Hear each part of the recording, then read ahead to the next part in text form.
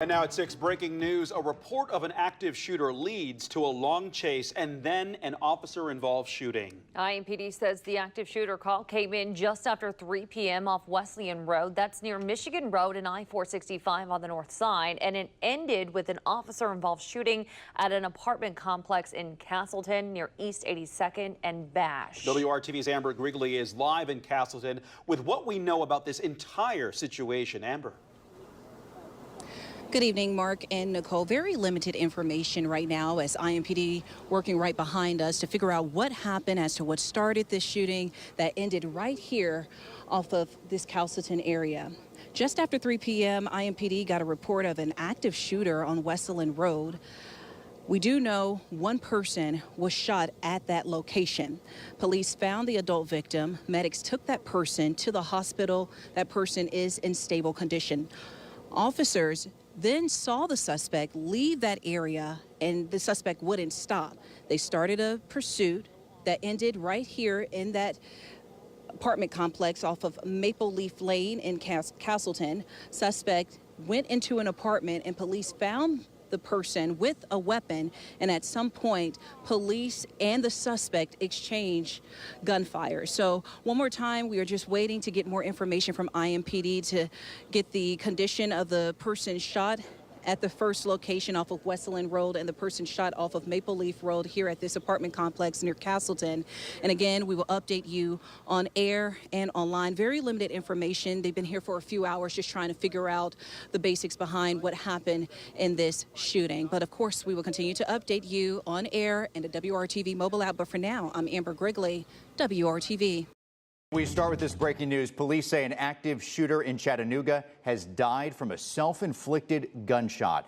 Chattanooga police just giving an update on that situation in the past hour. So let's go to Alicia Wimberly. She's at the WKRN.com alert desk with the latest out of Chattanooga. Alicia. Mark, we're learning from police the shooter was there to execute a plan that ultimately failed. Take a look at this video we just got in. Police say the shooter was inside the building and was attempting to execute a plan, and they found the shooter shot himself. CPD says no other victims were shot, but still asks everyone to still stay away from that area. Businesses nearby have lifted their lockdowns and will resume normal operations. But since it's very early on in this investigation, police still don't know if the shooter was able to fire any shots before his death.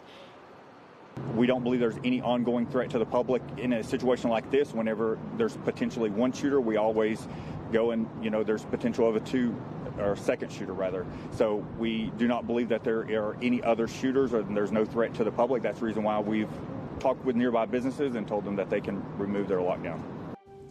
Good evening, I'm Michael Rinker. Tonight, a manhunt in the Wiregrass turning deadly. Police were searching for the suspect in a shooting in Gordon when 2 people were injured. After a confrontation with officers, they say the suspect shot himself. He was quickly rushed to the hospital where he later died. Now the suspect's mother is sharing her side of the case. WDHN's Robert Smith Jr. has the story you'll see only on WDHN. Travis Dixon, who was wanted for attempted murder in a shooting that injured 2 people in Gordon last week, died by gunshot wounds on the way to the hospital after a standoff with police Sunday evening. I just ran out the hospital, and I was just, so upset, still upset. I don't know how I got this far, and I just don't understand it. And I'm at a shot. Her shot comes right after police say Dixon shot himself in the chest after a confrontation with them earlier that afternoon. Police say they tried to stop Dixon but was unsuccessful, which led to a chase that ended in the Pansy area. Law enforcement say Dixon was firing shots at them. They say he threw the gun out and threw his hand up, but I don't know. And say he had a wreck on the car that he was on, so I don't know what car that he was on. And say they were trying to get him to surrender. And I just don't believe he's killed himself. I just don't believe it. What do you believe? I believe the police shot him.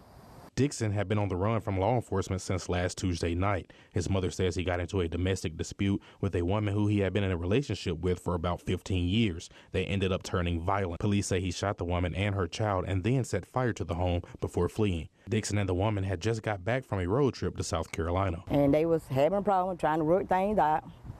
They went to South Carolina the weekend. And on his way back, it was said that he see that she was texting some guy in California. And I guess it just led from that. Berry says the victims are still recovering, and she heard they were doing well. Barry says to her and her family she knows Dixon as a good, sweethearted person who was trying to turn his life around. He had just started working at McLean. For him to go off like that, he had to be provoked. Because most times, if you made him mad, he would just walk away. He wouldn't stand there argue with you or nothing. He just wasn't. You know, my son, but he was a good young man. So they had to provoke him. In Houston County, Robert Smith, WDHN News for the Wiregrass.